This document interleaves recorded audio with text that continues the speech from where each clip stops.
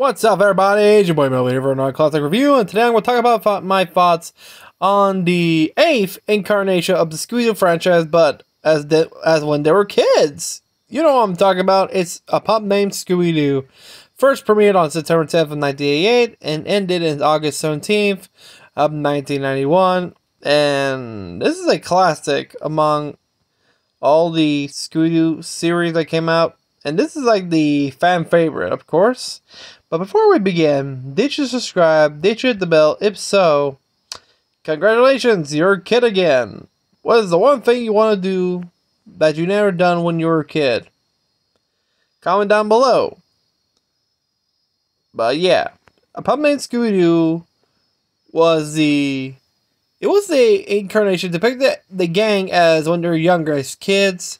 The series was developed by Tom Ruegger and premiered on September 10th of 1998. Like I said, airing 4 seasons on ABC. And also, as well, during the syndicate block of the Fantastic World of Hanna-Barbera until August 17th of 1991. All along with most of Hanna-Barbera's production staff, Ruegger departed from the studio after the first season to create Tiny Toon Adventures for Warner Bros. Animation. And Don Lusk, a longtime animator for Disney, and Bill Melendez Animation Studios took over as director. A pup named Scooby-Doo is the final television series in the franchise in which Don Messick, who is the voice of Scooby-Doo, portrayed as Scooby before he passed away in 1997. And one of the few in the franchise in which someone other than Frank Welker voiced the character of Fred Jones. But of course, that will be handled by Carl Stevens, who was a child actor. If you don't recognize him, he played young Spock in Star Trek 3, The Search for Spock in 1984. So this was like a couple years after the film, so he's already well known as playing the younger version of Spock from the movie. He did other roles, but I think that role became more famous in his book.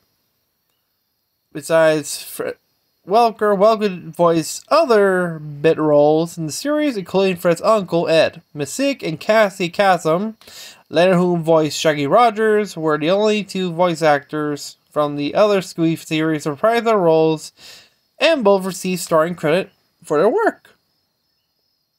Besides Messick and Kasem, we had, of course, we have Carl Stevens, which his full name is Carlos Stevens Krakoff. Besides Star Trek, he also appeared in Out of This World and Weird Science, which I remember that movie. Actually made me laugh. Yeah. We also have Kaylee Martin being the voice of the role of Daphne Blake, because this is a younger version of Daphne, so why not? And of course we have Velma Dinkley, voiced by Christina Lang. We also have supporting cast roles. We have Scott Millenville, who's the voice of Red Herring, who's the town bully that Fred always tried to wrongly accuse him of being the villain. Herring was a villain for only one episode, which was Night of the Boogie Bike, which was the one that Harry stole the bike from his aunt, which got to appear until he gets scolded and take it back. Which most of his catchphrases are, "Ha! What a weenie! That's not very funny," and "I didn't do it, Jones." Yeah. We have Sugi, voiced by B.J. Ward, who was also the voice of Velma, is Shaggy's baby sister. Fun fact, before this series ever happened, Sugi appeared in the new Scooby-Doo Scrappy-Doo show episode Wedding Bell Booze as the bride-to-be in 1983, using her given name Maggie. So Sugi is her nickname. Which, of course, if you don't remember the episode, it was the episode when Shaggy, Daphne, Scooby, and Scrappy are going to her wedding, which they encounter the ghost of Shaggy's ancestor, McBaggy Rogers, who is a pilgrim ghost. If you remember the gags, we meet the whole Roger family and the Doo family. Scooby's parents, his cousins, you game it. And we also have some, well, there's some actors like we have Charles Alder voicing Old Grizzly, who's the owner of a restaurant. Fun fact, he did voice roles with, you know, a lot actually. He has a whole category. He was best known as the voice of Buster Bunny in Tiny Toon Adventures, Ed and Bev Bighead on Rocko's Modern Life, Ickis on Real Monsters, and he's also credited including The Avengers Assemble and Brandy and Mr. Whiskers. The rest are just side characters, including one is Jenkins, voiced by Don Messick, who is Daphne's butler, who she calls to do various tasks, including bringing Scooby or Shaggy Scooby snacks, well cooked and well prepared. I mean, literally, just like that, he's already there. Instant butler.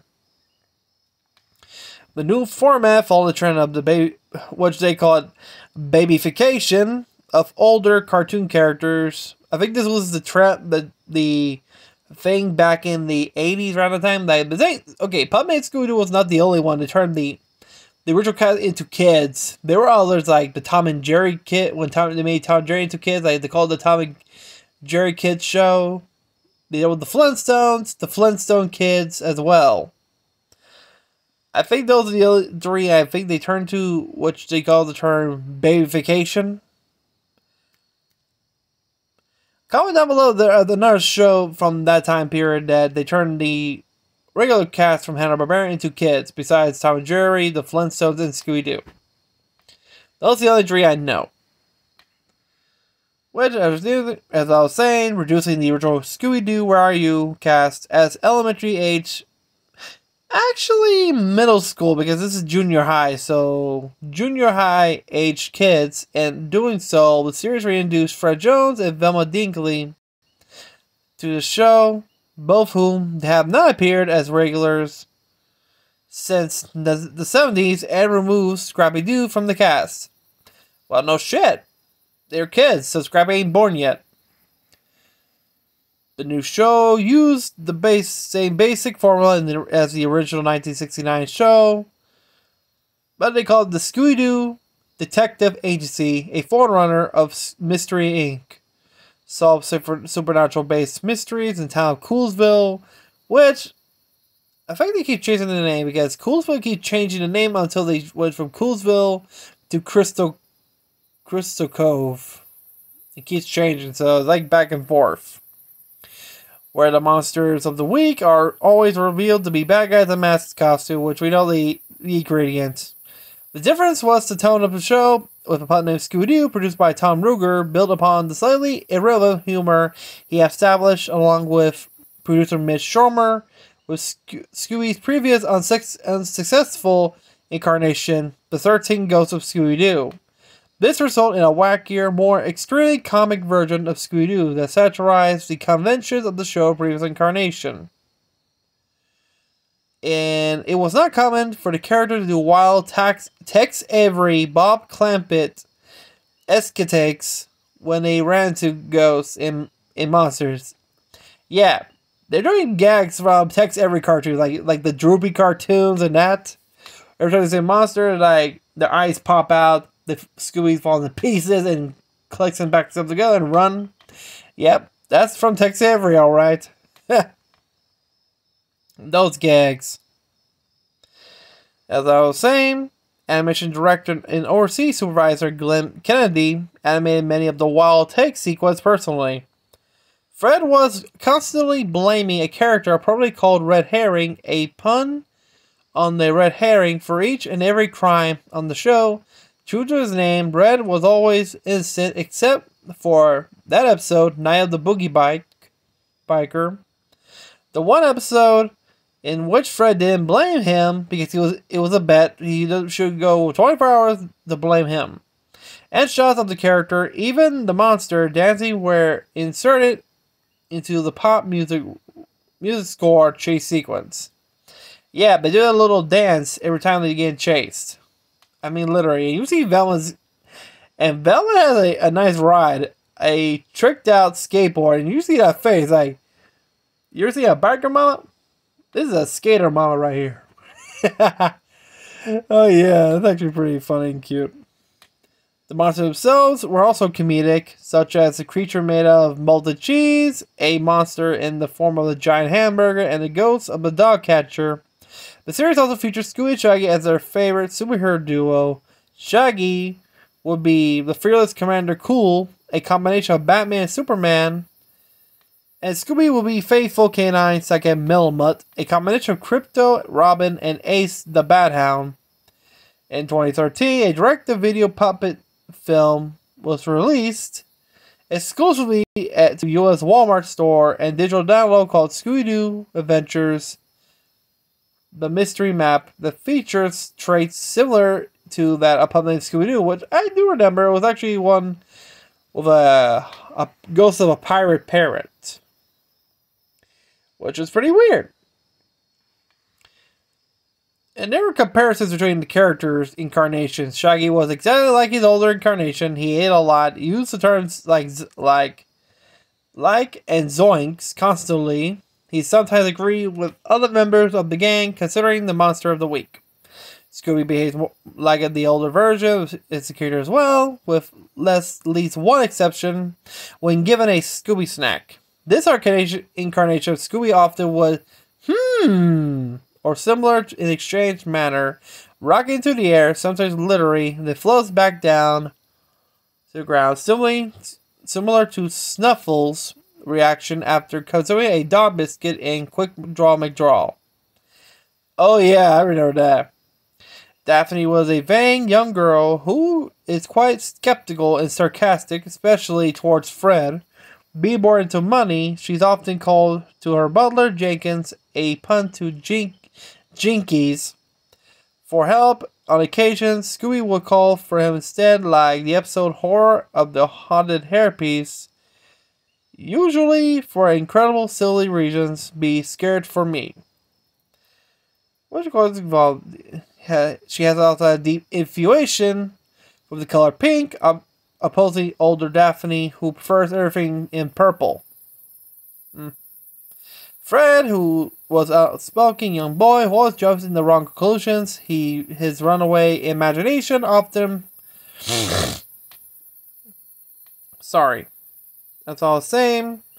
Often annoyed the rest of the gang. His favorite magazine is The Natural Executor, which his uncle gains ownership during the course of the series before accusing Red Herring for absolutely no reason, which happens in nearly every episode. He often offered ludicrous hypotheses for every mystery in question, which involves anything non-fiction. However, he can get the point at times. Damn. Velma was mostly the same as her older incarnation, intelligent, soft-spoken, and with thick eyeglasses. Most significant change of her character is she owned a briefcase-sized mobile computer that could determine who the culprit is in each episode. Velma owned a oversized engine-propelled skateboard with a color scheme similar to the Mystery Machine, which all the characters could ride on. She has a distinctive gait during longer walks or runs, rapidly shuffling feet. So like the Peanuts, like the kids from Peanuts. Similar walk. She's like a...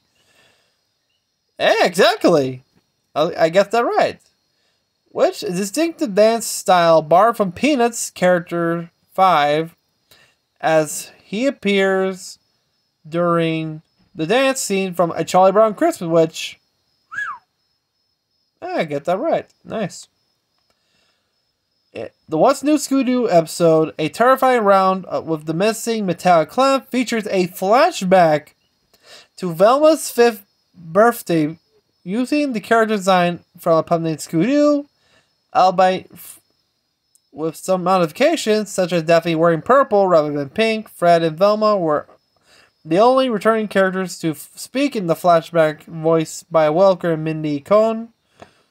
The live-action film Scooby-Doo Mystery Begins established the team meeting in their teams. However, it can be seen as a prequel to the theatrical film. Huh? So this one they meet in high school, yet it says here they were like in junior high. They go to Coolsville Junior High. That's a middle school, not an elementary school. So technically, they're in middle school. It's kind of confusing, actually. They're saying the plot. They keep changing the whole thing. As for the music, rock and roll style songs, especially about the monsters of the week, were played during the chase scenes of each episode, similar to the second season episode of Scooby-Doo Where Are You? However, unlike the previous version of the show, the kids were often aware of the music being played, having turned it on themselves in many occasions, and would dance for a bit along with the ghosts and monsters. Before continuing with the chase, Glenn Kennedy would often animate the characters' dance cycle himself. The show theme song, featuring lyrics by series creator Tom Ruger and music composed by John Debney, also bore a similarity to the intro song from Little Shop of Horrors, which we all know that's there's two versions. One was with Joey Brown, and the newer one with shit, I forgot his name. He was a guy. He was in Ghostbusters, Honey I Shrunk the Kids. That guy. But the carnivorous plant. I like that. I like the songs there, especially the songs with the plant. I'm mean and green. Damn, like he's like okay, I'm going way too much, but let's continue with right here. Which has recently been adapted into a successful feature film. The music also was always in this 50s rock and roll style, possibly indicate their younger age, as the original show took place in 1969. That could be. But there is something, if it was from the 50s, then the cars have to look like cars from the 50s. Hey. They look like the 80s, but hey. You do you. As for home media, Warner Home Video via Hanna-Barbera and Warner Bros. Family Entertainment initially released all 27 episodes of Puppet Scooby-Doo on DVD in Region 1 in a 7-volume set. They subsequently released the entire series in different DVD sets. The first two seasons are available for download from iTunes Store. WrestleManiacs can be found on Scooby-Doo WrestleMania Mystery DVD. Wow. But yeah, guys, and those are my thoughts on Scooby-Doo. No, sorry, A Pup Named Scooby-Doo, which it's like a good show. It's like it takes you as kids, junior high actually, because you say it's elementary, but they're actually in middle school, because it says Coolsville Junior High. That's technically middle school. It will say Coolsville Elementary, okay, but junior high, because who would let a kid? It's kind of weird, because in the flashback on the episode from What's New Scooby-Doo on the 5th birthday, huh? Are they in kindergarten? They hardly changed, but that's kind of confusing, if you ask me. But yeah, let me know what you think of A Pup Named Scooby-Doo. Did you like this? And this was between the 13 Ghosts and What's New Scooby-Doo, between that time. And during that time, it was during the movies of, Zombie Island. No way, this is during, like, the Blues Brothers, Ghoul School, Like the Werewolf, Zombie Island, Witch's Ghost, Alien Invaders, and then finally Cyber Chase, and then came What's New Scooby-Doo. The series began. Whew, damn, that's a lot. But hey, different shows for a different generation, But yeah, let me know what you think of A Pup Named Scooby-Doo. Did you like this episode? Did you see the reruns when it came out? Like on Boomerang or in Cartoon Network when they first came out back in the good old days? Or you're old as older than me, you seen it when they first came out. You're like an 80s kid or mid-90s kid. You do you. But yeah, if you're new to the channel, remember to subscribe, hit the bell, like this video, and remember we're trying to aim our goal at least to a million subscribers, or at least 500k before our 11th anniversary on May, which is marking from 2013 to 2023. So it's a big date moment for us here in the channel. So let's do this. Because, oh boy, I see there's almost 98% of y'all ain't subscribed. What are you doing? Don't make me send the Don't make me send... Oh, I now remember. Don't make me get the Necronomicon and send some deadites at you. You better hit the subscribe bell or you're becoming cursed. But yeah, until then, everybody, see you next time. Peace. Now I'm going to take a swim.